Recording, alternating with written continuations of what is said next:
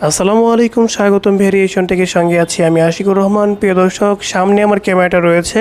আপনারা ভিডিওর থাম্বনেল দেখে বুঝে গিয়েছেন যে আজকে আমি কথা বলবো আপনি লো বাজেটের সবচেয়ে কম দামে ডিএসএলআর দিয়ে ছবি তুলবেন, কিন্তু আপনার ছবির ব্যাকগ্রাউন্ডটা সর্বোচ্চ ব্লার কিভাবে হবে এবং পারফেক্ট ব্লার পাওয়ার জন্য আপনাকে 4টা টিপস ফলো করতে হবে। সেই 4টা টিপস কি?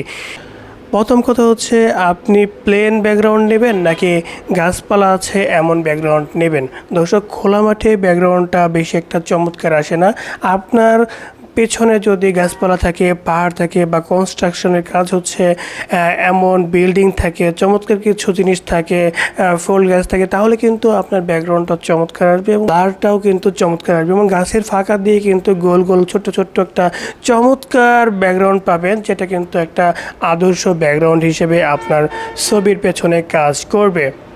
2 নম্বর কথা হচ্ছে, আপনি ব্যাকগ্রাউন্ড থেকে যত দূরে থাকবেন আপনার ব্যাকগ্রাউন্ডটা ততটাই ফুটে উঠবে এবং চমৎকার হবে।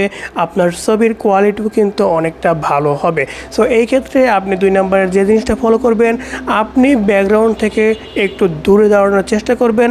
আপনাকে যাতে ফোকাস নেয়, পেছনের ব্যাকগ্রাউন্ডটা যাতে চমৎকারভাবে ব্লার হয়ে যায়, সেই দিকে খেয়াল রাখলেই কিন্তু আপনি ভালো একটা কোয়ালিটিফুল ছবি তুলতে পারবেন।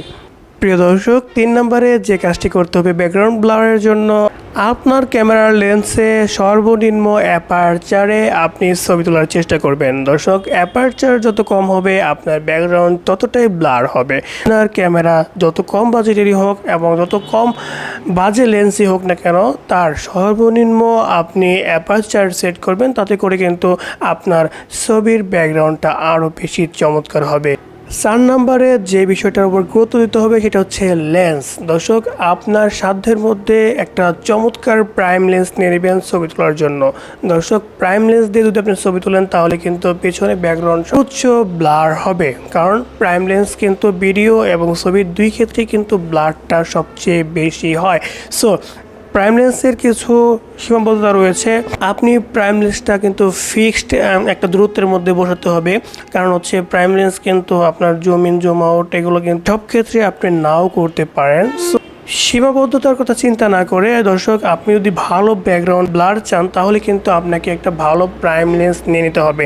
দর্শক, এখন কিন্তু আমার যে লেন্সটা ব্যবহার করা হচ্ছে সেটা হচ্ছে সিগমা 1.4 অ্যাপারচারের একটা 30mm লেন্স, যেটা কিন্তু চমৎকার। আমি যদি বাইরে ছবি তুলি তাহলে খুব চমৎকার ব্লার হয় এবং আমি কিন্তু এটা দিয়ে ভিডিও তৈরি করছি। আমার যতগুলো ভিডিও রয়েছে সবগুলো ভিডিও কিন্তু সনি ZV-E10 এর সাথে সিগমা f1.4 এর একটা 30mm লেন্স লাগানো রয়েছে। সো দর্শক, আপনারা কিন্তু ভালো ব্যাকগ্রাউন্ড ব্লার করা ছবির জন্য প্রাইম লেন্স ইউজ করতেই পারেন। দর্শক, এই 4টা জিনিস ফলো করলেই কিন্তু আপনার সবচেয়ে ভালো ব্যাকগ্রাউন্ড ব্লার আপনি করতে পারবেন আর আপনি একজন দক্ষ ফটোগ্রাফার হতে পারবেন। এছাড়াও যে কথাগুলো না বললে নয়, দর্শক, আপনি চেষ্টা করবেন ক্যামেরার সেটিংসগুলো শেখার জন্য। দর্শক, আমাদের চ্যানেলে ভিডিও রয়েছে, আপনারা দেখে নিতে পারেন। এছাড়াও অন্যান্য যত টেক ইউটিউবার রয়েছে তারাও কিন্তু অনেক ভিডিও তৈরি করে, সেগুলো দেখে আপনি কিন্তু আপনার ক্যামেরার সেটিংটা ঠিক করে নিতে পারেন। আশা করি আজকের এই ভিডিওটা যদি আপনি ফলো করে থাকেন তাহলে এই 4টা টিপস গ্রহণ করলেই কিন্তু আপনি চমৎকার একটি ছবি ক্লিক করতে পারবেন এবং দক্ষ ফটোগ্রাফার হতে পারবেন। আজকের ভিডিও যদি ভালো লেগে থাকে অবশ্যই একটা লাইক দিবেন, কমেন্টে মতামত জানাবেন।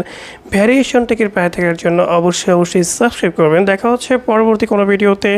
সে পর্যন্ত সকলেই সুস্থ থাকবেন, ভালো থাকবেন, সেই প্রত্যাশায় আজকের ভিডিওটি শেষ করছি। আসসালামু আলাইকুম।